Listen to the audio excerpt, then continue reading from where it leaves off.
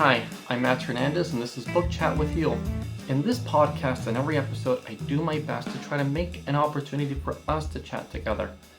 Now, in this constantly changing world, and maybe I'm a bit behind on the curve of all this, but I think it's very important that we still try to seek some human connection together. So I'm not just trying to make a podcast where I'm talking at you, but with you, and for us to try to discuss things together. Now, today we're still looking at the short story collection, Carol Shields Collected Stories.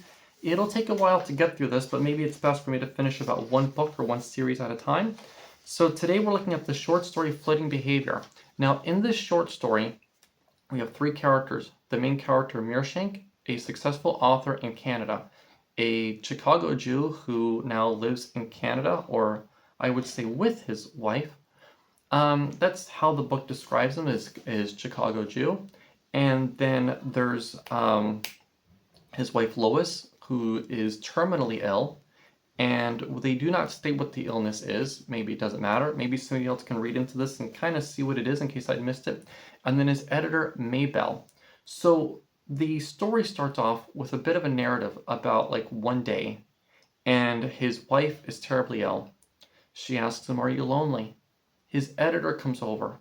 He serves his wife food on her bed, and she says that she's too ill to get up or whatever. But then he goes back down. I forget what brand or what type of alcohol his editor's drinking. The whole thing seems a little inappropriate.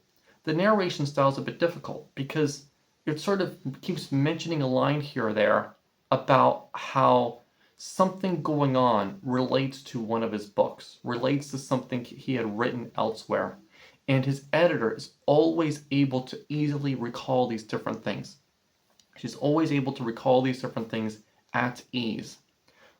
But it seems at first that that's not the case with his wife. His wife is able to recall these different things. His wife has played a crucial part.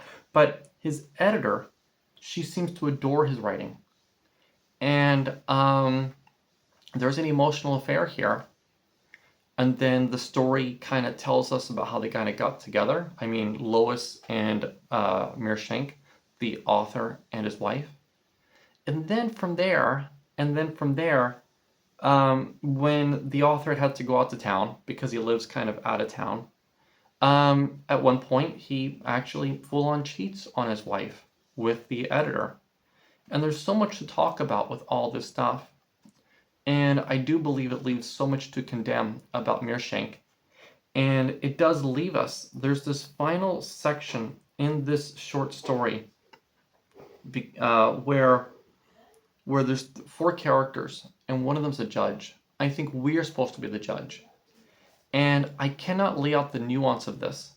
I cannot emphasize enough just how much I condemn all of this. But I can imagine, and I cannot say how many times I condemn, but I can imagine a little bit now at my age and whatnot, like it would be tough to be lonely and like this, like Meershank. But at the same time, the emotional affair has gone on for a long time, and I do not believe that he gives his wife the proper respect due. And all of that is also quite unfair. How unfair is all of it? But we get enough here. And he does seem to be quite insulting in a variety of ways.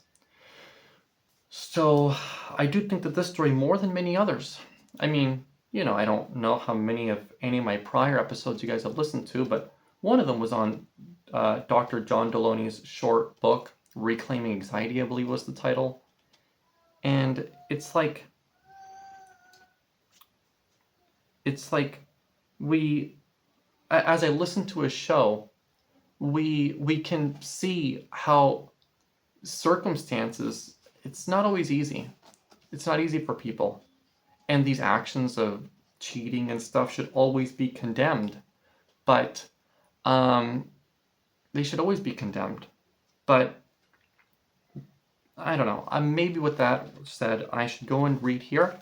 I'm going to read here on this book from the bottom of page 76, but I'm only going to show pages 77 and 78 here on the screen. And I'll show it.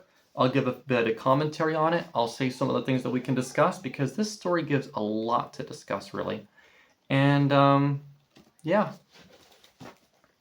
There is a character, Virgie Allgood, in Meershank's book Sailing to Saskatchewan, who might be said to resemble Lois. In the book, Virgie is an eater of whole grains and leafy vegetables.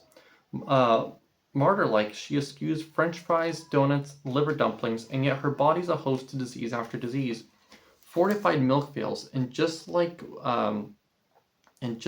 when the life is about to go out of her, the final chapter, a new doctor rides into town on a motorbike and saves her by prescribing a diet of martinis and cheesecakes. There is something of Lois too in the mother in Meershank's tour de force, continuous purring. She is a woman who cannot understand the simplest joke. Riddles on cereal boxes have to be laboriously explained. Puns strike her as being untidy scraps to be swept up in a dustpan. She thinks a double entendre is a potent new drink. She is congenitally immune to metaphor, the root of all comedy, Meershank believes. And on the day her husband is appointed to the peevish chair of mid-brow humor, she sends for the upholsterer. When Encounter did a full-length profile on Meershank in 1981, it erred by stating that Lois Lavelle Meershank had never read her husband's books. The truth is, not only had she read them, but before the birth of the word processor, she had typed them, collated the pages, corrected their virulent misspelling, redistributed semicolons and commas with the aplomb of a goddess, and tactfully weeded out at least half of Meershank's compulsive exclamation points. She corresponded with publishers, arranged for foreign rights, dealt with book clubs and with autograph seekers, and she always less and less frequently, of course, trimmed her husband's fluffy wreath of hair with a pair of silver-handled scissors. Now, I'll admit here that when I was kind of first reading the story and I read it over and over and over again, I misread this the same way that the person who did the profile on Meershank for Encountered misheard that Lois Lavelle Meershank did not read her husband's stuff. And I should maybe be embarrassed by saying that, but I think Carol Shields, if like myself, I guess my reading comprehension should be higher. And I sort of made that mistake in a sense because he's just insulting her and insulting her. I don't know how much every author should put himself into his own writing and that kind of thing. But to the extent that he does here, he's really insulting her. And if this is always his style of doing things, people know this in different writing, reading, publishing circles. So somebody misheard her whenever she said it, whenever she made her statement. And I think the whole thing is quite insulting. So where is this lack of connection with his wife to go and seek an emotional affair? Not that anybody should seek an emotional affair, but where does this come from? It just seems like maybe her husband, Meershank, he just wants somebody who's just constantly agreeing with him. And that's very cruel, we should all respect our spouses regardless if they just agree with us in every kind of way. I'm not telling anybody here what to think. I want a discussion with you, and we can all share our views, and there's plenty to discuss here. But in my opinion, we don't need some, AI generated something, for instance, that would begin to model as a person what we would want, and they keep pushing that back towards us. Okay, let me continue for a bit. She read Meershank's manuscripts with a delicious to Meershank frown on her wide pale brow. More and more she'd grown to resemble her mother. She turned over the pages with a delicate hand, and though they possessed the same scholarly sheen as her father's official history of the Canadian Navy, she read them not once but several times, catching a kind of overflow of observance that leaked like oil and vinegar from the edges of Meershank's copious verbal many-leafed salads. Her responses never marched in the same time with his. She was slower and could wave aside sentimentality, saying, "Why not? It's part of the human personality." Occasionally she said the unexpected thing, as when she described her husband's novella, beamed at the water fountain as being cool and straight up and down as a tulip. What she actually told the journalist from Encounter was that she never laughed when reading her husband's books. For this, Meershank had always respected her, valued her, adored her. She was his Canadian rose, his furry imbiber of scented tea, his smiling plum, his bread and jam, little squirrel, his girly girl, his dear heart who promised in the garden by the river beside the limestone house in 1949 to stay at his side forever and ever. What a joke she has played on him in the end. She, as Meershank said to Maybell, taken a turn for the worse. Her phone, he phoned the doctor, who said he would come at once. Then he handed Maybell a piece of paper on which 2 telephone numbers were written. Please, he said, phone the children. Maybell was unprepared for this, and she had never met the children. What could I tell them? She asked. Tell them, Meershank said, and paused. Tell them it could be sooner than later. One of the daughters, Sonia, lived in London, Ontario. She was the new director of the program for women's studies.